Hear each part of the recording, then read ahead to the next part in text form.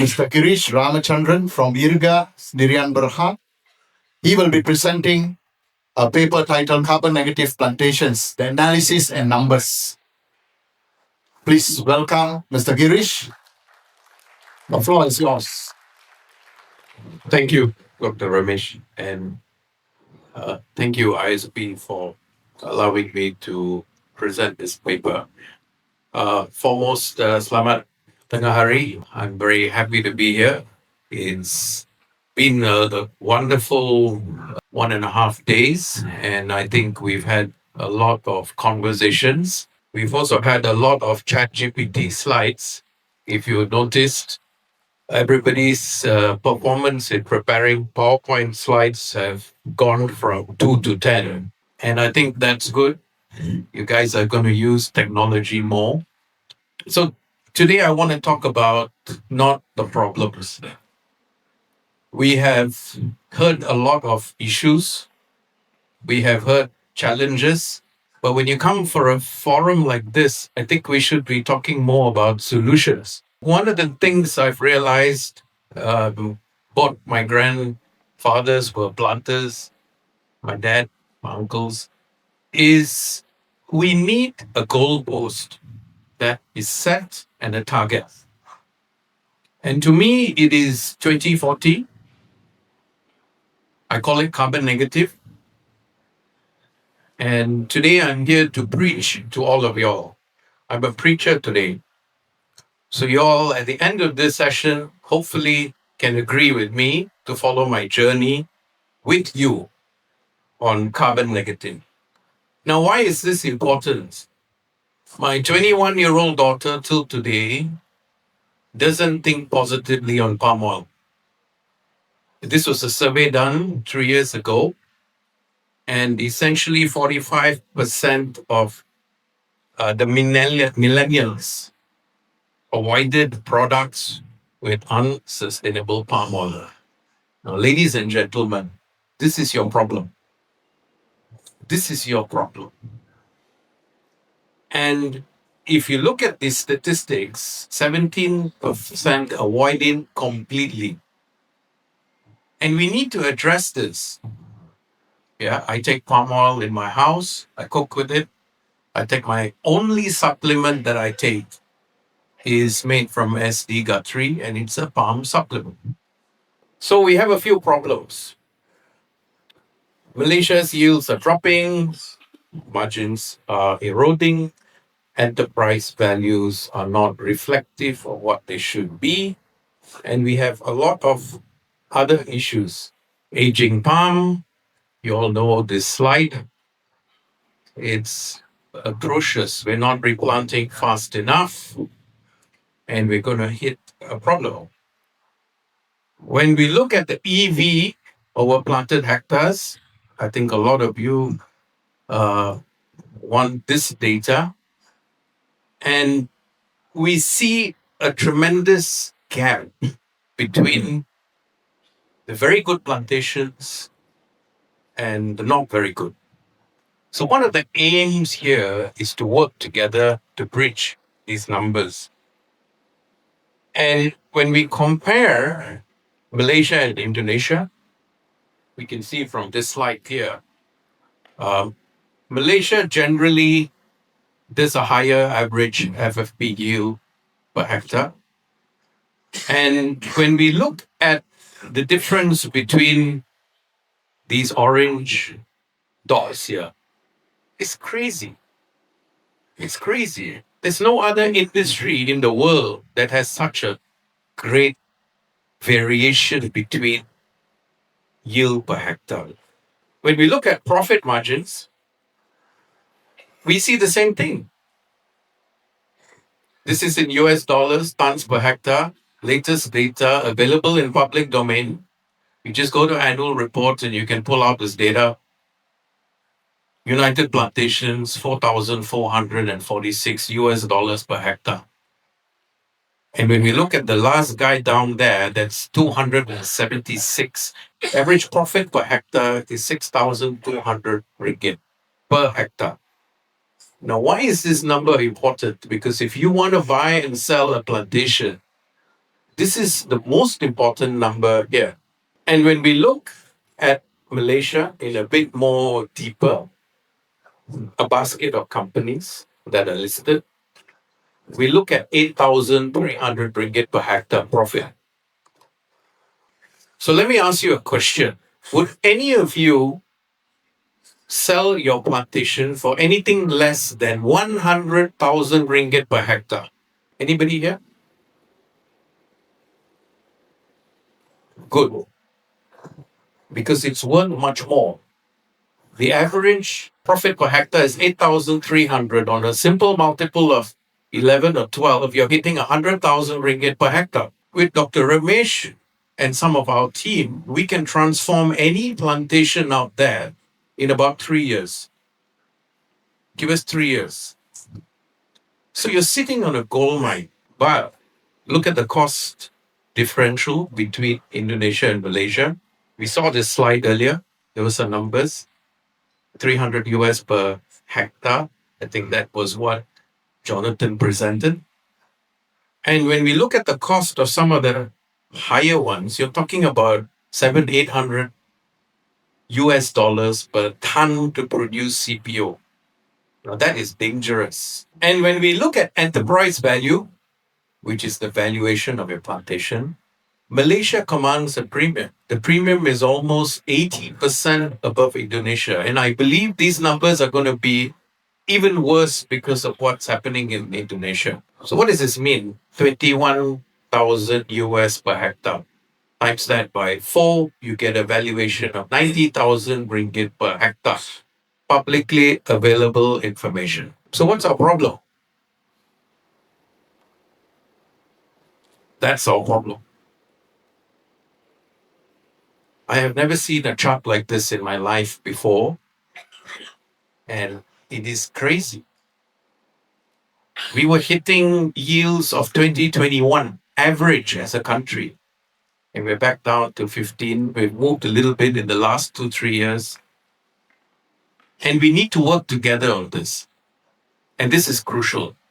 And we keep talking about labor shortage. We spoke a lot about it the last 1.5 days. I won't go through that. We spoke about innovation. We spoke about leadership. We spoke about how to fix all the problems. So I think we know how to fix all the problems. But externally, the branding of palm oil is still negative. Whether you like it or not, the branding on palm oil is still negative.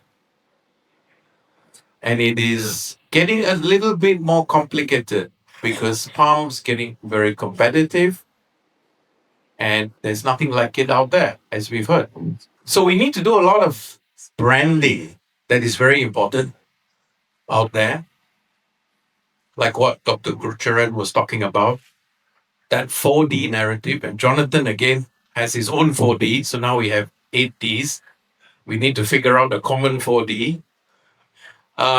But this is very important. And a lot of it is sitting in those 4Ds. So what's the second problem? Global warming. Now, I know you all are not fans of ESG, sustainability. We keep hearing about these words, but it is a reality. And Malaysia has a 2050 net zero target. This was an article in 1912 where they had 2 billion tons of coal each year. And basically, they figured out carbon emissions would affect the world's climate even then. And today we have 38.1 billion tons of CO2 emitted. And whether you like it or not, we have to follow what's going on out there because this is impacting everything that we do. Previous speaker just spoke about El Nino, La Nina. It's because of climate change. And let me tell you, there is no way on earth we can meet any of those targets out there. I have studied every single protocol, 2040, 2050. We cannot meet any of it. And Malaysia's 2050 net zero target is not going to happen, ladies and gentlemen.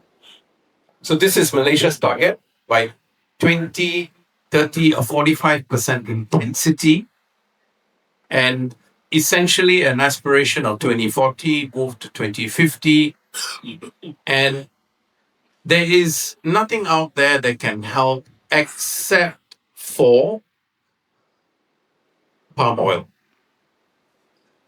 So this is where carbon negative comes in. The hypothesis is to add back into an offset with sequestration and GHG emission. Net sequestration, palm oil is a tree, it sequesters. And minus GHG emission, we are able to contribute back towards this net zero target. In fact, we are able to take it one step further. And this is our emissions right now. Indonesia, much worse. Agriculture actually is not a big contributor. If you look at the slides here, transport, heat, electricity are the main producers. But what we can do is contribute back towards this. And that is what I'm talking about with carbon negative. Now, before I explain a bit more on the numbers, there is two opportunities I want to share with you. The demand is growing and growing on vegetable oils. We have seen a lot of this before. We have also seen that the production forecast is not going to meet the demand. But one of the things that we don't talk enough about, and I hope ISP can have a conference just on this slide, is that differential between palm and olive oil. It's about 4 times higher. In the beak, it was about 10 times higher. Now, why olive oil? I've done my research.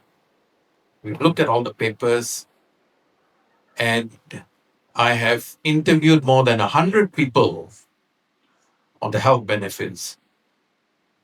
And in my opinion, it is very close to olive oil from a health perspective. Now, this changes everything that we are doing. Because with carbon negative and with us being able to prove that palm is very close to olive oil, we should be able to get a premium, a significant premium. Now, the second opportunity is palm sequesters. So we know about the scope 1, scope 2, scope 3 requirements on ISSB. The Bursa latest IFRS S1, S2 is gone heavy into this. And if you all are not prepared, be careful. But what happens in palm, it is a tree. And because it's a tree, it sequesters. Let me explain what this means for those who don't know enough about this. I think all you gentlemen and lady at the front probably know a lot about it. But it's important to know that palm sequesters, it takes CO2 out of the atmosphere, almost like a forest. Not nearly the same as a forest, but if you take the third level of a forest, it's almost the same. Now, this is very important, ladies and gentlemen, because you got to tell your customers, your buyers, your children about this. And when we look at how do we address all the things I spoke about just now, a lot of it comes back to technology.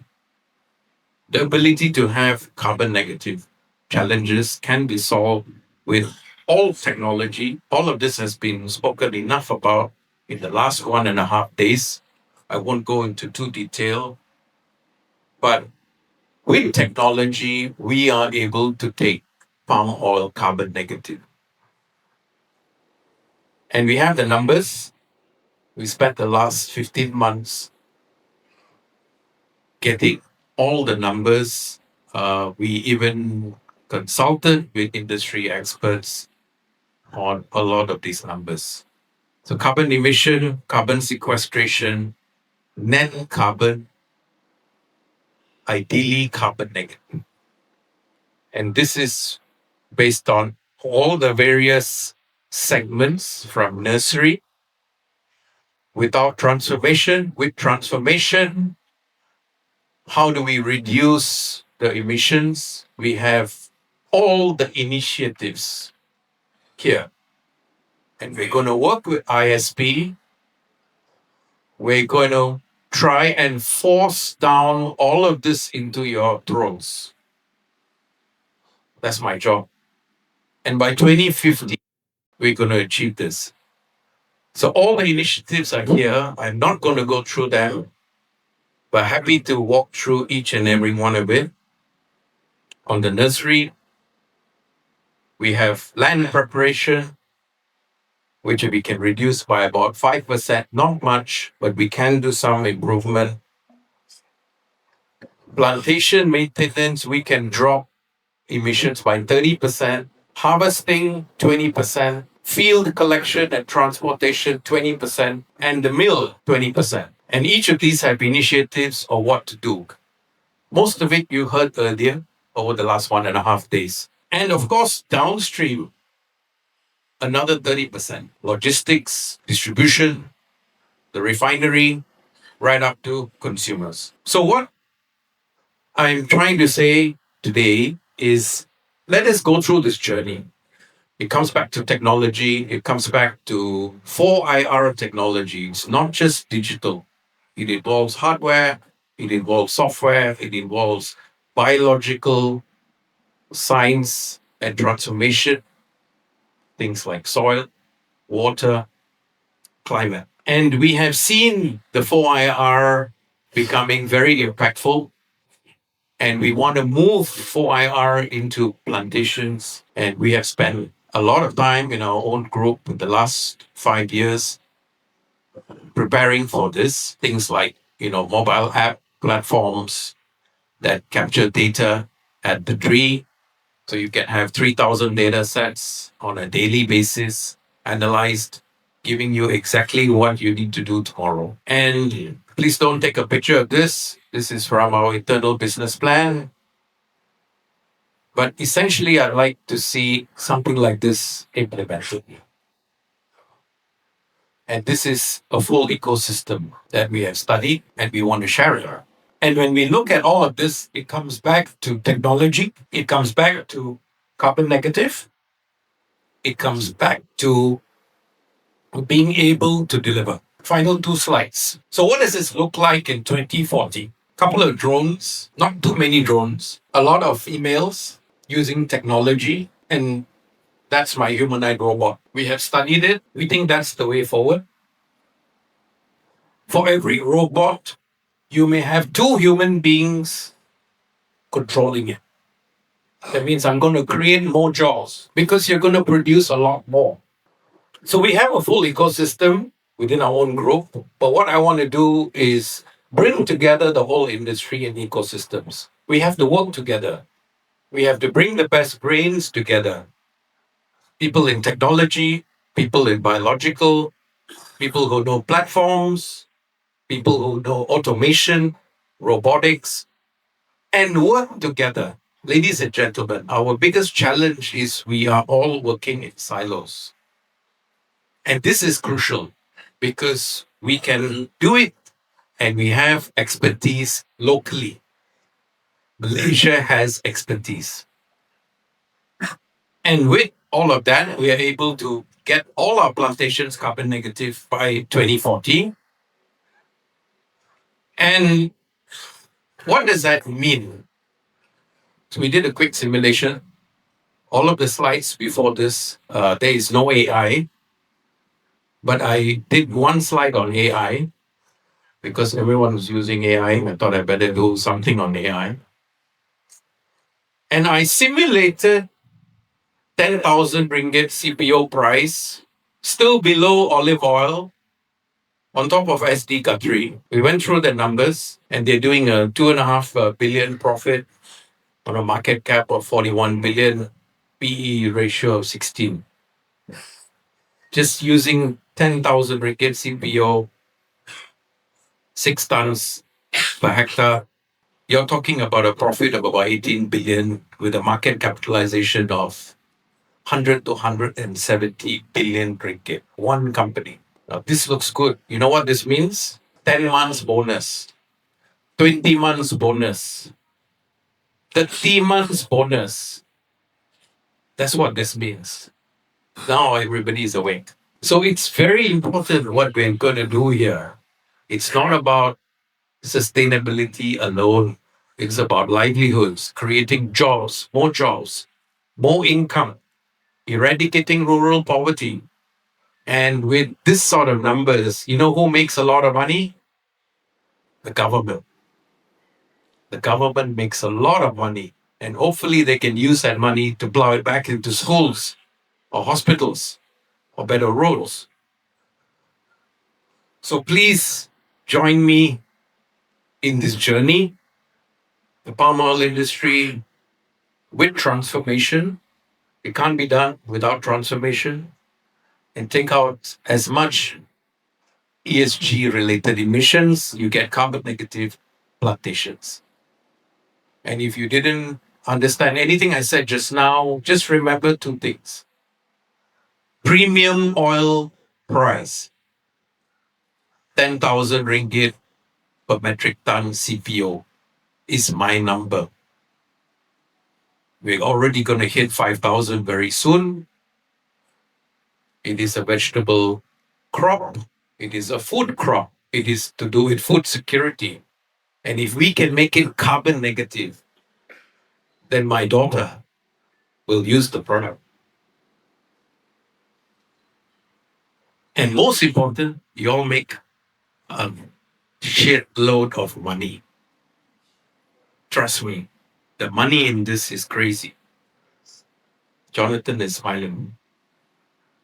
So have a scan of this QR code, put in your name, your email, and join me in the journey. That is all I want today. I just want you all to join me in this journey. Yeah, that is it. How are we going to do it? We have to work closely with ISP and everyone here and figure out how we're going to do it. But first step, 2040 carbon negative. Let's agree on that. A goalpost, a goal, a target. Thank you.